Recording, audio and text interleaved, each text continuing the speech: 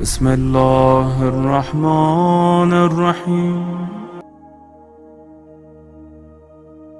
رسول خدا صلی اللہ علیہ وسلم نے فرمایا، جس میں حیا نہیں ہے اس کے لیے جہنم میں بھی جگہ نہیں ہے۔ یہ حیا ہے جو ہمیں کریم بناتا ہے، یہ حیا ہے جو ہمیں اپنی عزت کرانا سکھاتا ہے۔ رسول خدا صلی اللہ علیہ وسلم نے فرمایا، جس کے اندر سے حیا ختم ہو جاتی ہے تب جو تیرے من میں آتا ہے تو وہ کرتا ہے۔ اگر تو خود سے حیا نہیں کرتا تو خدا سے بھی حیا نہیں کرے گا۔ فرماتے ہیں کہ گھروں کے اندر مرد کا جہاد اور عورت کا جہاد بہت معنی رکھتا ہے۔ فرمایا، محبت کرنے سے پہلے ادب کرو۔ میاں بیوی میں جھگڑے کیوں ہوتے ہیں؟ کیونکہ اگر آپ کے اندر حیا ہوگی تو حیا کے نتیجے میں آپ کے اندر ادب پیدا ہوگا۔ محبت ادب کو جنم نہیں دیتی بلکہ حیا محبت کو جنم دیتی ہے۔ مثال کے طور پہ ایک بیوی اپنے خاوند سے کہے کہ میں تم سے بہت محبت کرتی ہوں۔ محبت میں حالات اوپر نیچے ہوتے ہیں۔ کہتی ہے کہ بڑی محبت کرتی ہوں، اس کا بہت ادب کرے گی، لیکن اگر مرد نے دوسری شادی کر لی تو عورت فوراً بد اخلاقی کرنے پہ اتر جاتی ہے۔ کہاں گیا ادب؟ ختم۔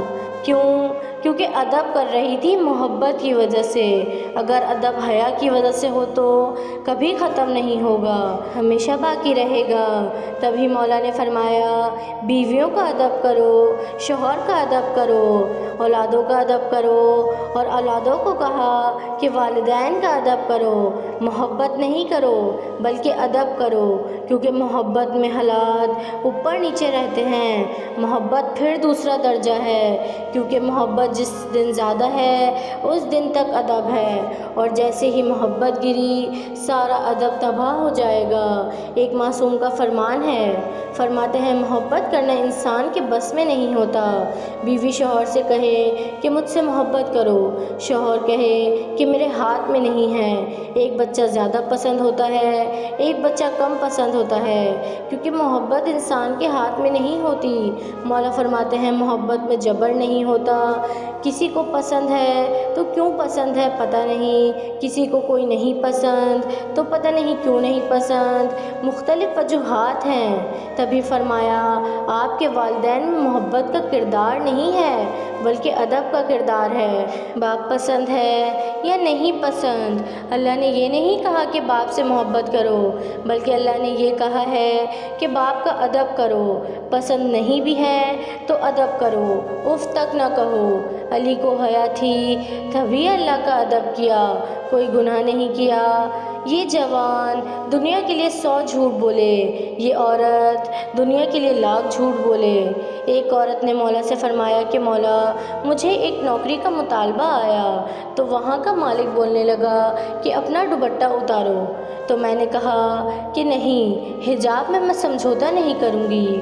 تو اس نے کہا کہ چلو ٹھیک ہے، لیکن یہاں آفس میں ہر طرح کی میٹنگز ہوتی ہیں تو ان لوگوں سے تمہیں ہاتھ ملانا پڑے گا۔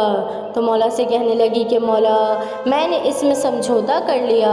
تو مولا نے فرمایا کہ تم نے اللہ کا حیا نہیں کیا۔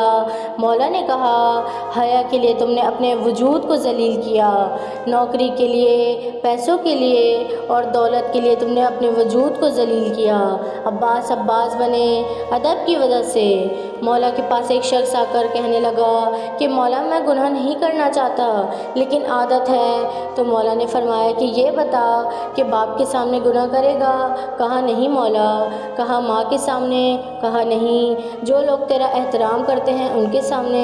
کہا نہیں۔ مولا نے کہا جن کا تو احترام کرتا ہے ان کے سامنے؟ کہا نہیں۔ مولا نے کہا یہ بتا 6 یا 7 سال کے بچے کے سامنے گناہ کرے گا؟ تو کہنے لگا کہ مولا نہیں۔ تو چھٹے امام رونے لگے۔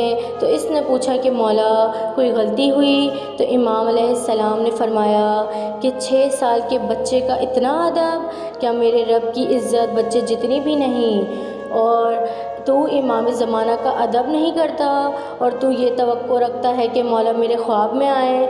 مولا نے فرمایا کہ اگر قیامت انسانی چاہتے ہو تو حیا کی صفت ہو، اور اگر حیا چاہتے ہو، کیونکہ حیا کس کو جنم دیتا ہے؟ حیا ادب کو جنم دیتا ہے۔